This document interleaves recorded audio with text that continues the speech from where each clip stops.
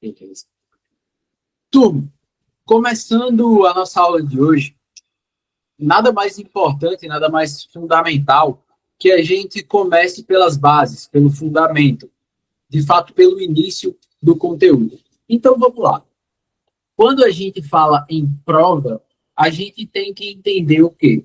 Prova é algo é um documento, é uma confissão, são palavras, são atitudes, são objetos materiais que atestam a existência ou a inexistência de fato, situação ou circunstância.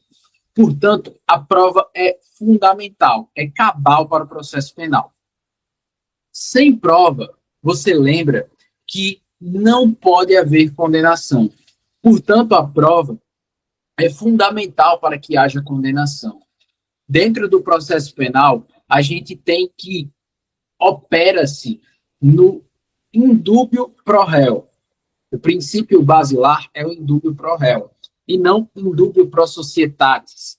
Indúbio pro réu determina que se há dúvida, se paira dúvida dentro do processo sobre circunstâncias, sobre situação, sobre fato, aquela dúvida vai em pró do réu, em prol do réu, em benefício do réu, assiste ao réu. Portanto, quando houver dúvida pairando sobre o processo penal, a dúvida sempre será acolhida em benefício do réu. Deve-se haver prova para haver condenação. Sem provas não há qualquer possibilidade de condenação. Tudo bem? Então, a prova ela é fundamental para a formação da convicção do juiz. Os juízes, por suas vezes, fundamentam a sua convicção, né? Fundamentam as suas decisões com base nas provas. Motivam as suas decisões com base nas provas.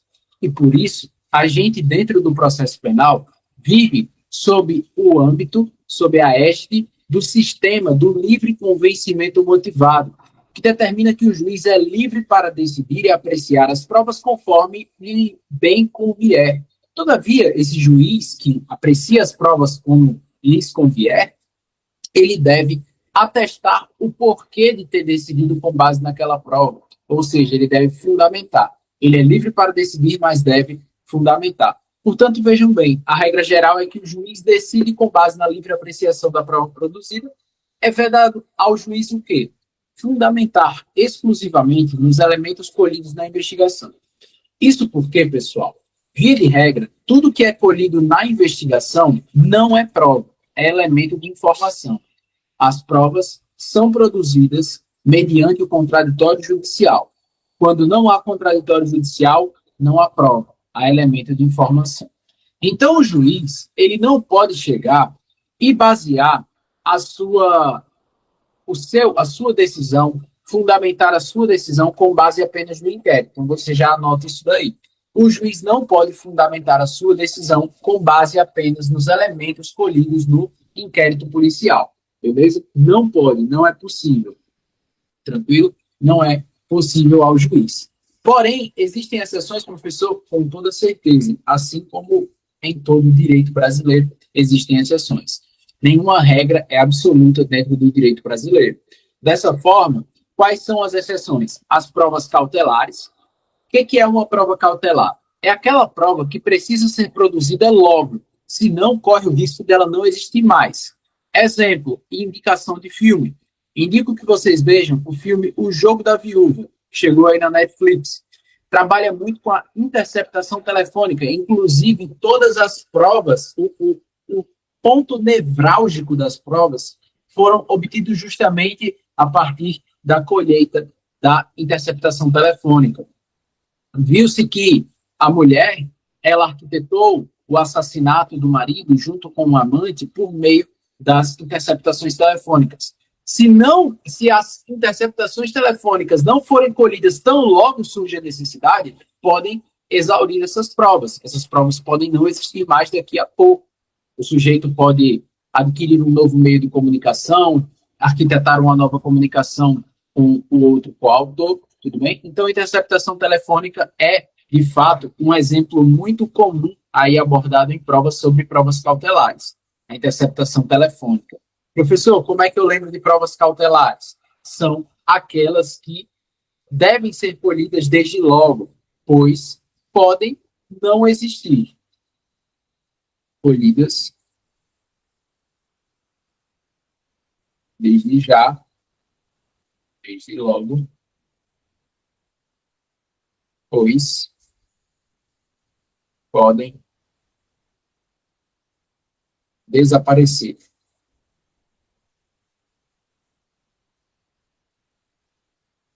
Beleza? Podem desaparecer. O que é uma prova não repetível? Prova não repetível é aquela que você só faz uma vez. Ela também vai desaparecer. Então, ela só pode ser feita uma vez. O exemplo comum em classe é o exame de corpo de delito para verificar a existência de lesão corporal. Cara, você só vai ter aquela possibilidade de executar aquele exame uma vez, porque logo, logo as escoriações vão sumir, tudo bem? Então, essas lesões elas podem cicatrizar, elas podem inclusive desaparecer se forem lesões superficiais, como alguns roxos na pele da pessoa, alguns inchaços, eles somem em poucas semanas. Então é não repetível, só pode ser feito basicamente uma vez. Tudo bem? As lesões ocasionadas por crimes sexuais, isso também pega muito, é não repetível. Antecipada. O que é uma prova antecipada, pessoal? Uma prova antecipada é aquela que é produzida antes do momento adequado. Antes do momento adequado. Então você pode falar, professor, essa prova de colher o depoimento da testemunha que pode morrer em breve, não seria uma prova cautelar, porque ela pode logo desaparecer? Sim e não. O mais adequado para essa prova é prova antecipada. Por quê? O depoimento da testemunha, ele deve ser colhido na audiência de instrução e julgamento. Então, a prova antecipada ela é colhida antes do tempo